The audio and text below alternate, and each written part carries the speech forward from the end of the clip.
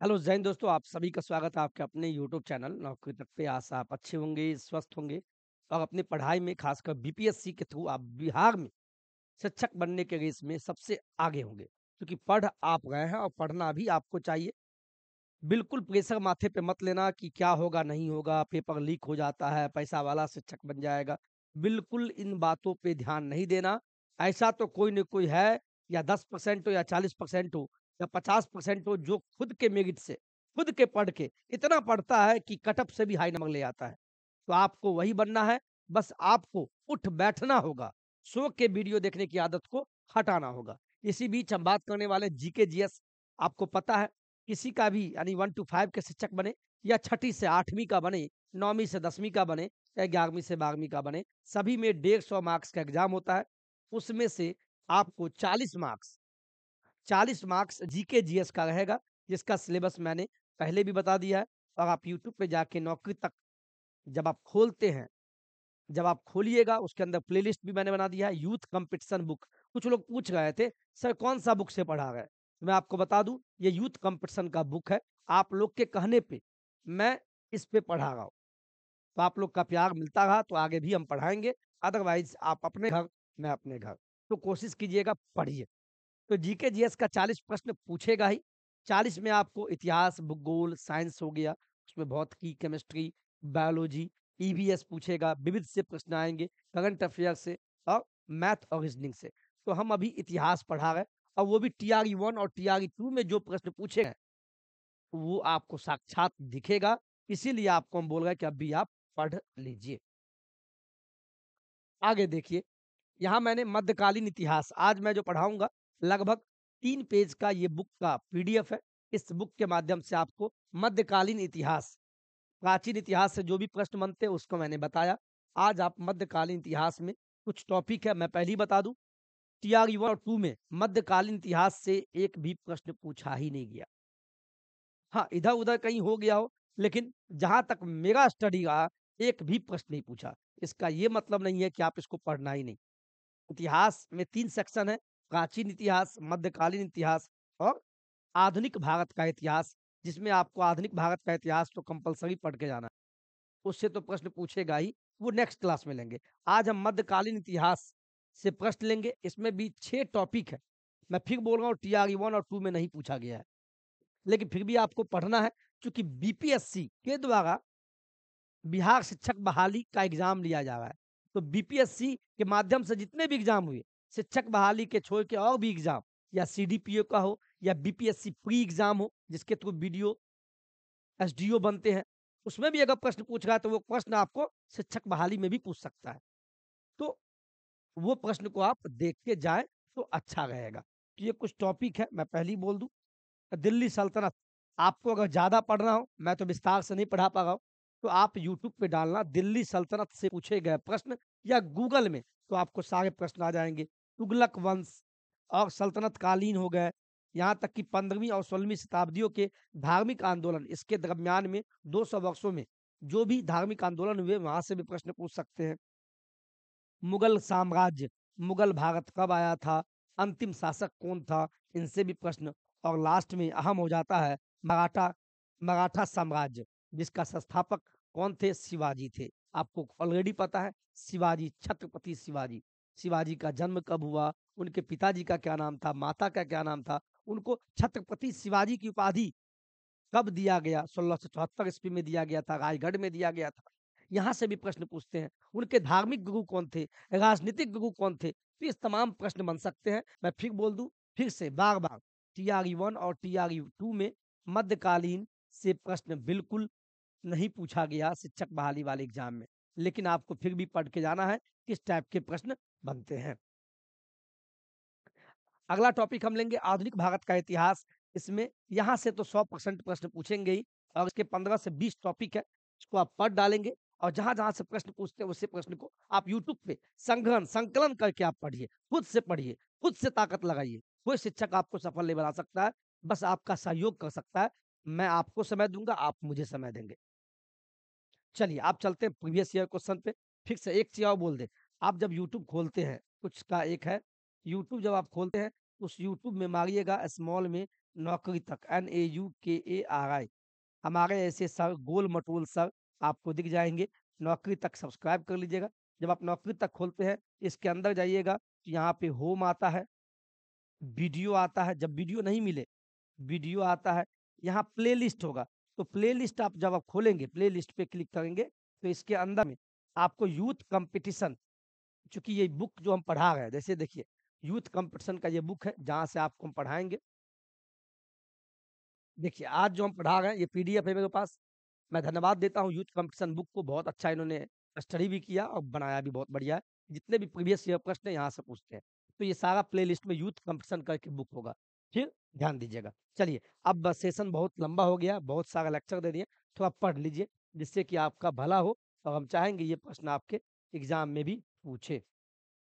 चले, चलिए, मध्यकालीन इतिहास। मध्यकालीन इतिहास, दिल्ली सल्तनत, ये टॉपिक आप मारना यूट्यूब पे, इससे मिलता जुलता प्रश्न आपको मिल जाएंगे। मैं फिर बोल दूं, टीआई 1 2 में नहीं पूछा गया, फिर भी आप देख लीजिए, ये बीपीएससी में पूछा गया है, बीपीएससी पे 2023 में। तो हो सकता है इससे मिलता जुलता आपको प्रश्न फिर पूछ दे।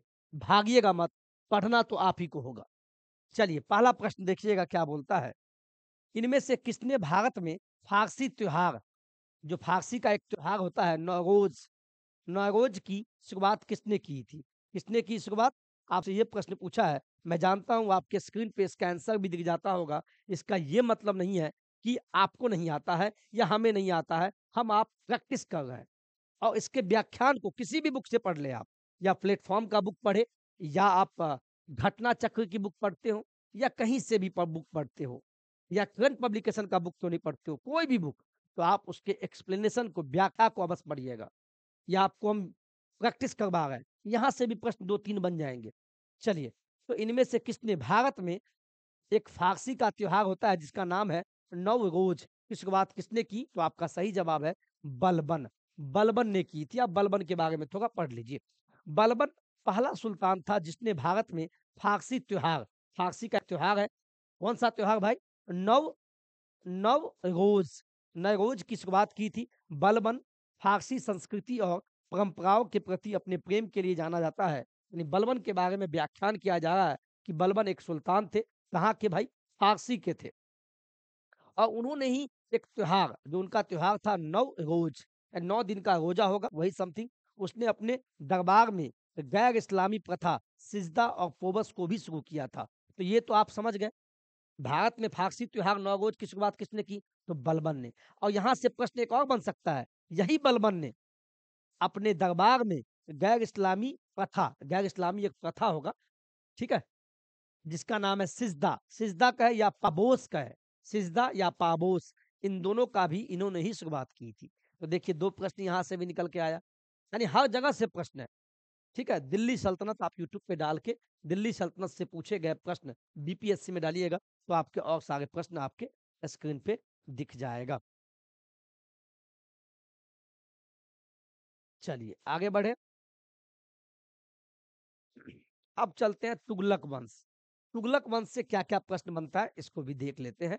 हाँ, मैंने कहा ना मध्यकालीन इतिहास से प्रश्न, तो 1 2 प्रश्न कहीं बना तो देखिए ना, ये बीपीएससी स्कूल टीचर यानी टीआर एग्जाम में पूछा हुआ प्रश्न है, पेपर 2 यानी 6ठी से 8वीं में, शिफ्ट 1 में, यानी दिसंबर का ये प्रश्न है, टीआर 2 में पूछा गया प्रश्न है। कौन सा भाई? तुगलक वंश से। तो आप तुगलक वंश को ही खत्म कर डालो। अगर आप कहेंगे तो तुगलक वंश का एक नोट्स बना लेंगे, हैंड रिटन, फिर उसको पढ़ा देंगे। बस आप कमेंट तो कीजिए, यानी मुझे लगे कि आप पढ़ रहे हैं। तो मैंने क्या कहा, मध्यकालीन इतिहास से पढ़िए। तो तुगलक वंश से देखिए प्रश्न क्या बना है।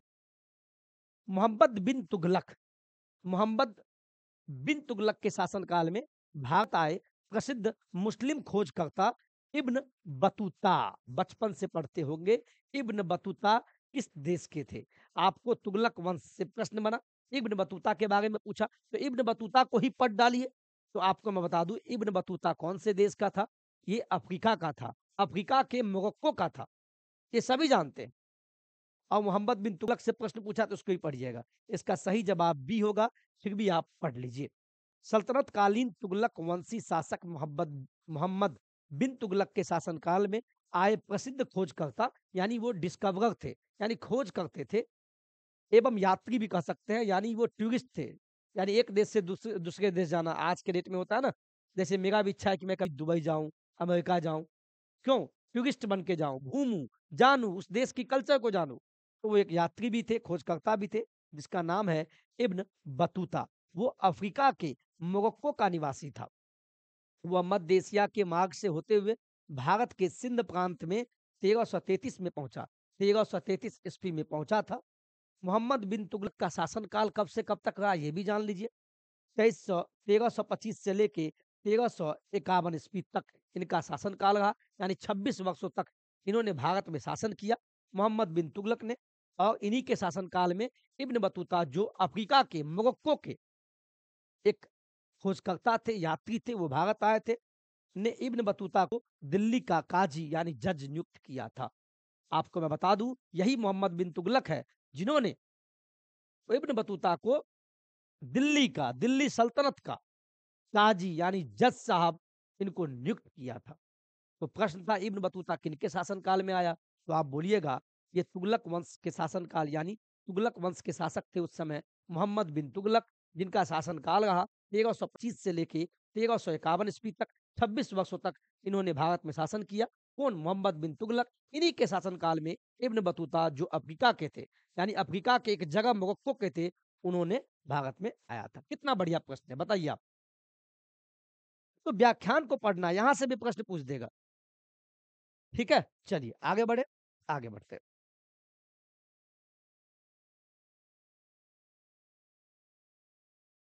प्रश्न आ गया ना एक। अब आता है विविध सल्तनत कालीन। इसको भी देख लीजिए, ये भी बीपीएससी में पूछा गया है। बस ये शिक्षक बहाली में नहीं पूछा गया। इसका ये मतलब नहीं है कि आपको शिक्षक बहाली में नहीं पूछेगा। क्योंकि शिक्षक बहाली का एग्जाम कौन लेता है?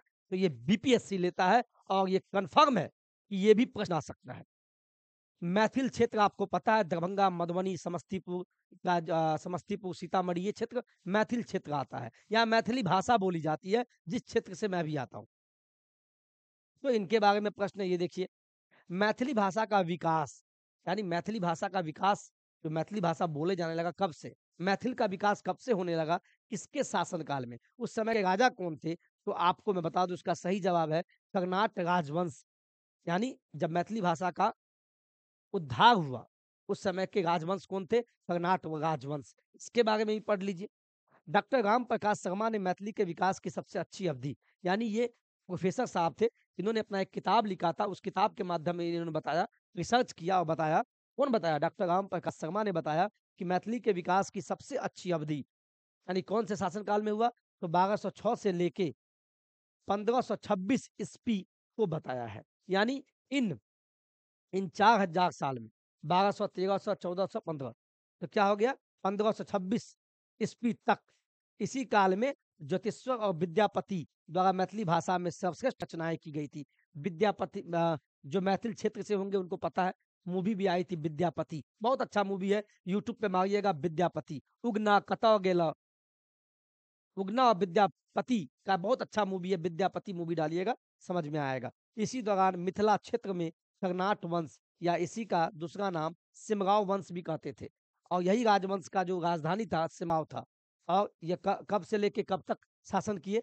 तो 1097 ईस्वी से लेके 1325 ईस्वी तक इन्होंने राज्य किया, मिथिला में राज्य किया। इसी वंश में, कर्नाट राजवंश में ही, या सिमगांव वंश के समय ही आपको कहे तो मैथिली भाषा का उद्धार हुआ था, यानी सबसे ज्यादा विकास किया था।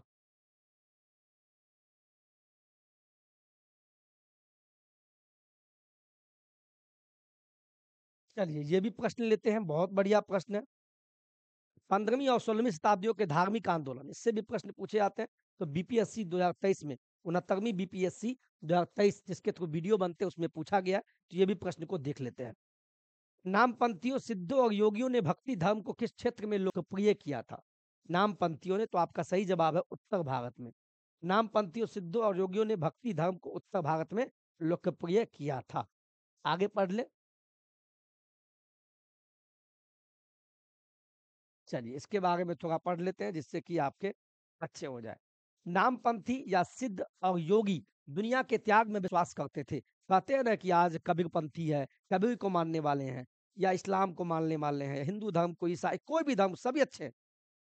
तो उसी में उस समय नामपंथी थे, सिद्ध और योगी दुनिया के त्याग में विश्वास करते थे। त्याग का मतलब हुआ आप त्याग कीजिए, किसी को देने का प्रयास कीजिए। आप या मैं भी पढ़ा रहा हूँ तो ये भी त्याग है। आप भी पढ़ रहे हैं तो ये भी एक त्याग है। घर को छोड़ के पटना में पढ़ाई करते होंगे, हैं? खाना कभी-कभी कम खाते होंगे, घूमने का मन करता हो तो घूमने नहीं जाते होंगे। क्यों? माता-पिता के लक्ष्यों यानी जो आपका लक्ष्य है, माता-पिता का लक्ष्य है, उसको पूरा करने के लिए। या समाज में कोई ताना मारता होगा, तो उसी त्याग के लिए आप घर नहीं जा रहे हैं। तो पढ़ना भी त्याग है और पढ़ाना भी एक त्याग है। तो उस समय में नामपंथी सिद्ध और योगी दुनिया के त्याग में विश्वास करते थे। उन्होंने पारंपरिक धर्म और सामाजिक व्यवस्था के अनुष्ठान को अन्य पहलुओं की आलोचना भी की थी। उनके अनुसार निराकार परमात्मा का ध्यान तथा उसके साथ एक हो जाने का एहसास ही मुक्ति का मार्ग है। यानी परम धाम, परमात्मा को याद कीजिए, यानी अपने अंदर छिपे हुए भगवान को याद कीजिए। ठीक है? ये सारी बात है।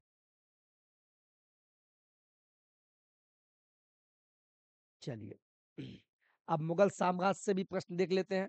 ज़्यादा मैं फिर बोलूँ बिहार शिक्षक बहाली टीआरई 1-2 में इससे प्रश्न नहीं आए थे, 1% प्रश्न आए थे तो जो आया और फिलहाल आप देख लीजिए। आवाज़ ठीक है, आवाज़ में कोई दिक्कत तो नहीं? चलिए, मुगल साम्राज्य यूट्यूब पे मार के पढ़ लीजिएगा, शायद इससे भी प्रश्न और बन सकते हैं। फिलहाल आप ये देखिए, फतुहात-ए-आलमगीरी किसके द्वारा लिखी गई थी? एक किताब था, ऐसे याद कीजिए, एक किताब है फतवात-ए-आलमगीरी, इसको ईश्वर दास नागर ने लिखा, इसके बारे में पढ़िए। फतवात-ए-आलमगीरी ईश्वर दास नागर द्वारा लिखी गई थी। इसमें 1698 ईस्वी तक के औरंगजेब के शासनकाल की कुछ महत्वपूर्ण घटनाएँ शामिल है। ईश्वर दास नागर जी थे जिन्होंने फतवात-ए-आलमगीरी किताब लिखी थी। इस किताब में किसका व्याख्यान है भाई? तो औरंगजेब 1698 ईस्वी तक, जब तक औरंगजेब शासन किए थे, उस काल के अंदर जो भी घटनाएँ घटित हुई, उसके बारे में ईश्वर दास नागर ने एक किताब फतवात-ए-आलमगीरी में लिखी थी। चलिए, ये देखें, आपका अगर होगा तो मैं इसको पढ़ा दूँगा। छठा प्रश्न देखिए साहब, छठा प्रश्न क्या बोलता है? निम्नलिखित में से किस बंदरगाह को मुगल काल के दौरान बाबुल मक्का कहा जाता है? किस बंदरगाह को? आपको पता है गुजरात का सूरत बंदरगाह बहुत फेमस था। उसी रास्ते से कोई भी पहले आते थे। तो इसी के बारे में बोला गया है। देखिए, इसका सही जवाब है सूरत। सूरत बंदरगाह को मुगल काल के दौरान बाबुल यानी मक्का का द्वार कहा जाता था क्योंकि मक्का की तीर्थ यात्रा सूरत से होती थी। यानी किसी को सऊदी अरब के मक्का जाना था तीर्थ यात्रा करने के लिए भारत से, तो वो पहले गुजरात जाता था। गुजरात का एक बंदरगाह था, एक जगह था, फेमस सिटी था सूरत, जिस जगह वो अपने लिए फेमस है। वस्त्र वहाँ वस्त्र बनते हैं, कपड़ा बनते हैं, सूती वस्त्र, वहाँ बहुत सारे कारखाने हैं। तो मक्का कहा गया, बाबुल का मक्का यानी मक्का का द्वार, यानी मक्का जो जाएँगे सऊदी अरब जाने के लिए वहाँ से निकट रास्ता था, तो वही बात कहा गया। सूरत गुजरात का प्रमुख शहर है, यह अपने वस्त्रों के लिए जाना जाता है। मध्यकाल के दौरान यह एक महत्वपूर्ण बंदरगाह था। बंदरगाह का मतलब कुछ लोग आप समझिए, वहाँ पे जहाज, जैसे कहते हैं ना ये स्टेशन है, रेलवे का जंक्शन है, दरभंगा जंक्शन, समस्तीपुर जंक्शन, है ना? तो पहले जमाना में जहाज से जाता था, एक देश से दूसरे देश। तो जहाज जहाँ रुकती थी उसको बंदरगाह कहते थे। तो गुजरात का एक सिटी जो नामी था सूरत, वो फेमस बंदरगाह था और उसको मक्का का द्वार कहा गया। क्यों कहा गया? चूँकि मक्का जाने के लिए, सऊदी अरब जाने के लिए वो सुगम रास्ता था और वहीं से बंदरगाह से निकलता था। इसे पश्चिमी एशिया के प्रवेश द्वार के रूप में भी जाना जाता है। ये भी एक प्रश्न है, आपसे पूछेगा पश्चिम एशिया, अगर एशिया एशिया, मध्य एशिया, पश्चिम एशिया, पूर्व एशिया, तो पश्चिम एशिया अगर जाना हो तो उसका प्रवेश द्वार किसे कहा गया? तो कहिएगा गुजरात के सूरत को कहा गया। यानी 2 प्रश्न बनता है। पहला कि मुगल काल के दौरान बाबुल यानी मक्का का द्वार किसे कहा गया? तो गुजरात के सूरत बंदरगाह को। या पश्चिम एशिया का द्वार किसे कहा गया? भारत का द्वार, तो आप कहिएगा गुजरात का सूरत।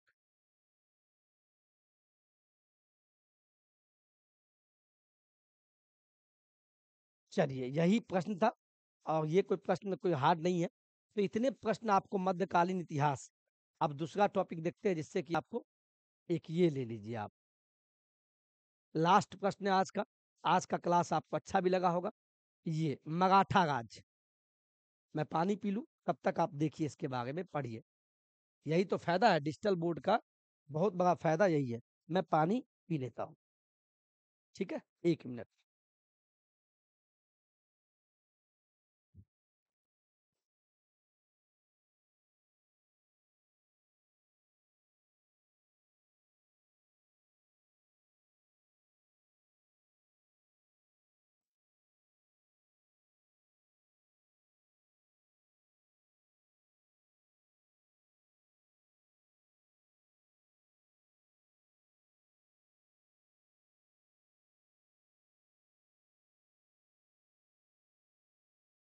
चलिए, आज का जो लास्ट प्रश्न है, इसको लेते हैं। बहुत बढ़िया प्रश्न है।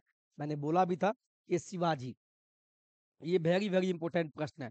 ये भी आपको बीपीएससी में पूछा है, इसका मतलब शिक्षक बहाली में भी पूछ सकता है। जब भी आपसे पूछे मराठा, मराठा के बारे में आप मैं भी पढ़ा हूँ, यूट्यूब पे ऐसा नहीं है।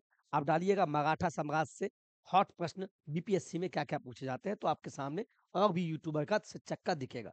फिलहाल आप जान लीजिए, मराठा के बारे में बोले, छत्रपति शिवाजी को नमन है, कौन नहीं जानता है। तो आपसे पहला प्रश्न पूछेगा, मराठा साम्राज्य का संस्थापक कौन था? तो बोलिएगा छत्रपति शिवाजी। छत्रपति शिवाजी पहला प्रश्न बनता है। और यहाँ से पहला प्रश्न ये भी बनता है कि शिवाजी का जन्म कब हुआ? तो बोलिएगा 1627 ईस्वी में शिवनेर किला में हुआ था। और और इनका राज्याभिषेक कब हुआ? इनको छत्रपति का उपाधि कब दिया गया? तो 1674 में रायगढ़ में दिया गया था। ये 2 प्रश्न है, ठीक है? और इतना ही नहीं, पहला तो ये हो गया। पहले इसको पढ़ते हैं। आपसे प्रश्न बना, अष्टप्रधान मंत्री परिषद। अष्टप्रधान, अष्ट का मतलब 8, 8 अष्टप्रधान यानी मुख्य, 8 प्रधान। ये जो अष्टप्रधान मंत्री परिषद की बात किनके समय की गई? तो मराठा साम्राज्य की बात की गई। तो प्रश्न आपसे पूछता है, यह मंत्री परिषद किसके शासनकाल में? तो इसका सही जवाब है मराठा प्रशासन, यानी ये शिवाजी के समय की बात होगा। तो इसके बारे में थोड़ा जानिए आप। मराठा प्रशासन में शिवाजी की सहायता और परामर्श के लिए 8 मंत्रियों की एक परिषद थी, जिन्हीं को अष्ट प्रधान मंत्री परिषद कहा गया। आज के डेट में हमारे आदरणीय प्रधानमंत्री साहब हैं, इनके ऊपर राष्ट्रपति है, इनके नीचे प्रधानमंत्री, इनके नीचे वित्त मंत्री हो गया, विदेश मंत्री, रक्षा मंत्री। तो उस जमाने में भी मराठा साम्राज्य में 8 प्रमुख अष्ट प्रधान मंत्री परिषद हुआ करते थे, जिनका वही परामर्श देते थे शिवाजी को, या बताते थे कि ऐसे करना है, वैसे करना है। मराठा प्रशासन में शिवाजी की सहायता और परामर्श के लिए 8 मंत्रियों की एक मंत्री परिषद थी। इसे अष्टप्रधान परिषद कहा जाता है। अष्टप्रधान परिषद का प्रत्येक मंत्री अपने विभाग का प्रमुख था। वह शिवाजी द्वारा नियुक्त होता एवं अपने कार्यों के लिए वह शिवाजी के प्रति उत्तरदायी था। ये मंत्री शिवाजी के उच्च सचिव के समान था, लेकिन शिवाजी मंत्रियों से परामर्श लेने के लिए बाध्य नहीं थे। ऐसा नहीं है कि वो जो बोलेंगे वही शिवाजी करते थे, ऐसा नहीं है। बस परामर्श लेते थे, सलाह लेते थे।